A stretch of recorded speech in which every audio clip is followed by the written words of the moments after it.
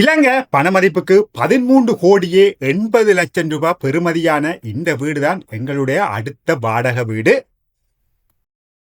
வணக்கம்.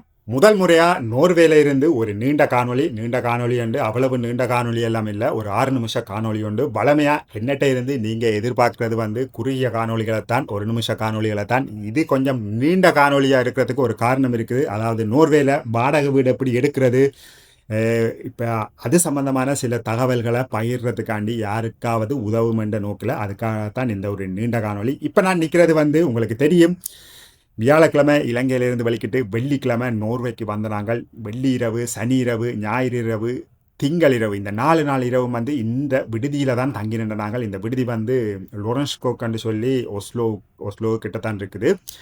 இதில் தான் இந்த 4 இரவும் போச்சுது. இன்றைக்கு கிட்டத்தட்ட இந்த 4 இரவிலும் இந்த 4 நின்ற 4 நாளிலும் 2 நாள் 3 6 வீடுகளை போய் பார்த்தனாங்க. அந்த 6 வீட்டிலையும் ஒரே ஒரு வீடு பிடிச்சிருந்தது. அந்த வீடும் பார்க்கறதுக்கு கன பேர் வந்திருந்தவ, 4 பேர் வந்திருந்தவ. அதால் நாங்களும் அங்கே போய் பார்த்தனாங்க அந்த வீட்டை. உண்மையாகவே அந்த வீடும் பிடிச்சிருந்தது. அது கடைசியாக வீட்டு உரிமையாளர் தான் தெரிவு செய்வார் யாருக்கு வீடு கொடுக்குறது என்று சொல்லி. அப்படி தெரிவு செய்து எங்களுக்கு தான் அந்த வீடுன்னு சொல்லி நேற்று ஒரு மெசேஜ் போட்டிருந்தவர். இது இப்போ தங்கியிருக்கிற விடுதி. இப்போ எல்லாத்தையும் எல்லாம் பேக்கிங் பண்ணி கொண்டு அங்கே தான் போகிறோம். நேற்று இரவு போய் துறப்பு வாங்கி கொண்டு வந்துட்டேன். இதுவுமே இந்த விடுதி ஒரு இரவுக்கு நோர்வேஜியன் குரோனருக்கு 1300 குரோன், கிட்டத்தட்ட $130 ஒரு இரவுக்கு. இந்த விடுதிக்கு 3 பேருக்கு பிரேக்ஃபாஸ்ட்டோட. நான் காலை உணவு காணொலி எல்லாம் போட்டிருந்தேன், நான் பார்த்துருப்பீங்க. எக்கச்சக்கமான உணவுகள். உண்மையாகவே ஒரு 4 நட்சத்திர விடுதிக்கேற்ற அதே அந்த குவாலிட்டி, அந்த இதுகள் எல்லாம் இருக்குது. சரி, இந்த காணொலியில் இவ்வளவு தான். நான் இது உங்களுக்கு ஒரு விளக்கம் சொல்கிறதுக்காண்டி தான் இந்த முன்னிது. நாங்கள் அப்படியே வெளிக்கிட்டு நேர புதுசாக எடுத்த அந்த வாடகை வீட்டுக்கு தான் இப்போ போகிறோம். வாங்க போவோம்.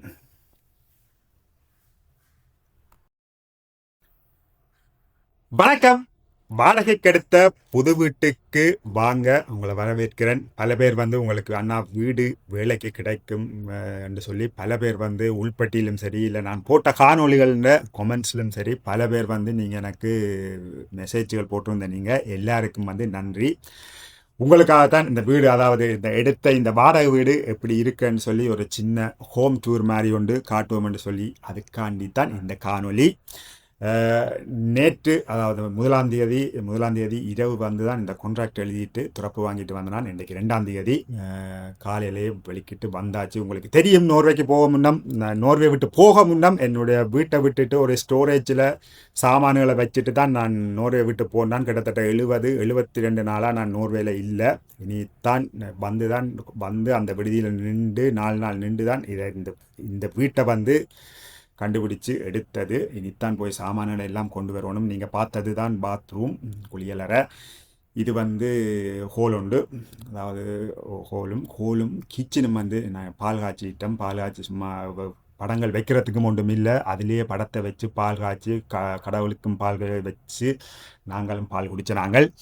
இதுதான் கிச்சனும் ஹோலும் ஒரே ஓப்பன் கிச்சன். இந்த சைடில் ஒரு சின்ன கிச்சன் உண்டு, அடுப்பு, கீழே ஓவன் இருக்குது. இதெல்லாம் அப்படியே இப்போ புதுசாக கட்டுற வீடுகளில் எல்லாமே அப்படியே வரும். நாங்கள் எதுவுமே வாங்கி வைக்க தேவையில்லை. அதாவது என்ன சொல்கிற, அடுப்பு, ஃப்ரிட்ஜு, அதோட ஃப்ரீசர், சாமான்கள் கழுவுற, அதாவது சட்டி பானைகள் கழுவுற அந்த மிஷின், அது எல்லாமே அப்படியே ஃபிக்ஸ் பண்ணி இருக்கும். நாங்கள் அது எதுவுமே நாங்கள் வாங்க தேவையில்லை. அதே மாதிரி மேலே அலுமாரிகள், அதாவது சாமான்கள் வைக்கிற இந்த அலுமாரிகள் இருக்குது. புது வீடு இது கட்டி முதலாளிகிட்ட கொடுத்தது அது 3 நாளைக்கு முன்னுக்கு தான் இந்த வீடு கட்டி கையளிக்கப்பட்டது.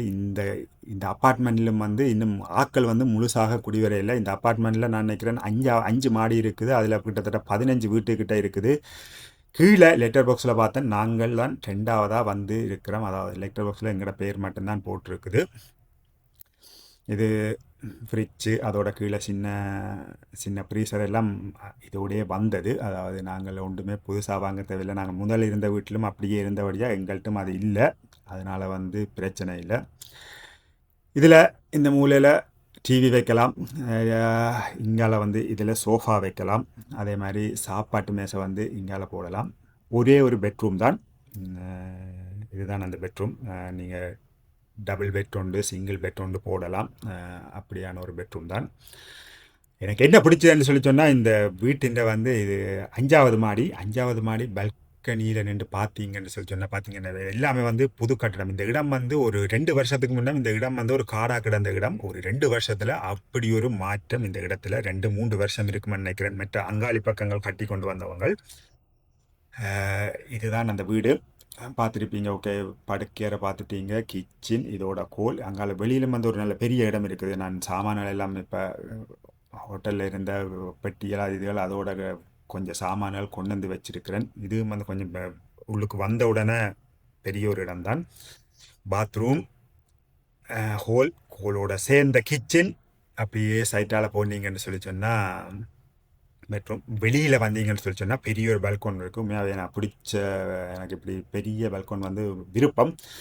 பார்த்தீங்கன்னு சொன்னால் எல்லாமே புது கட்டிடம். இதில் பல வீடுகள் வந்து இன்னும் விலப்படாமல் இருக்குது, ஆக்கள் வராமல் இருக்குது. கீழே இப்போ 6 ஆக்கள் போயிருந்து கதைக்கிறதுக்கு, அங்கால சின்ன பிள்ளைகள் விளையாடுறதுக்குன்னு சொல்லி உண்மையாகவே ஒரு நல்ல ஒரு இப்போ புதுசாக கட்டுறபடியாக எல்லாம் வந்து மொடோனாக வடிவாக கட்டியிருக்கிறாங்க.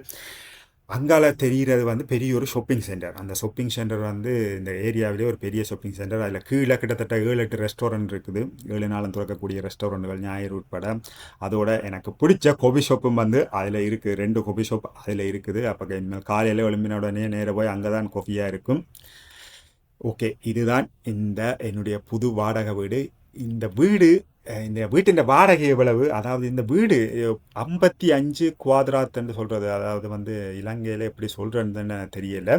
இந்த வீட்டின் பெருமதி என்னன்னு சொல்லி இந்த பெருமதி இந்த வீட்டின் பெருமதி வந்து நோர்வேஜியன் குரோனருக்கு வந்து வீட்டு உரிமையாளர் வாங்கினது வந்து 46 லட்சம், அதாவது 4.6 மில்லியன். 46 லட்சம் ரூபாய்க்கு தான் இந்த வீடு வாங்கினது இந்த முதலாளி. இலங்கை காசுக்கு வந்து கிட்டத்தட்ட 13 கோடியே 80 லட்சம் பெறுமதியானது இந்த சின்ன ஒரு பெட்ரூம் அப்பார்ட்மெண்ட் இந்த இடத்துல. கிட்டத்தட்ட நீங்கள் அமெரிக்கன் டாலருக்கு பார்த்தீங்கன்னு சொல்லி சொன்னால் 4,50,000 அமெரிக்க டாலர் வரும் அதுன்ற பெறுமதி. இது இந்த வாடகை என்னென்று நினைக்கிறீங்க? இந்த வாடகை எவ்வளவு வருமென்னு சொல்லி எனக்கு கொமெண்டில் சொல்லுங்கள். நான் கடைசியாக உங்களுக்கு சொல்லுறேன் இந்த வீட்டின் ஒரு மாதம் வாடகை எவ்வளவுன்னு சொல்லி. இந்த காணொலியை பார்த்த உங்களுக்கு நன்றி. அடுத்த காணொலியில் சந்திப்போம்.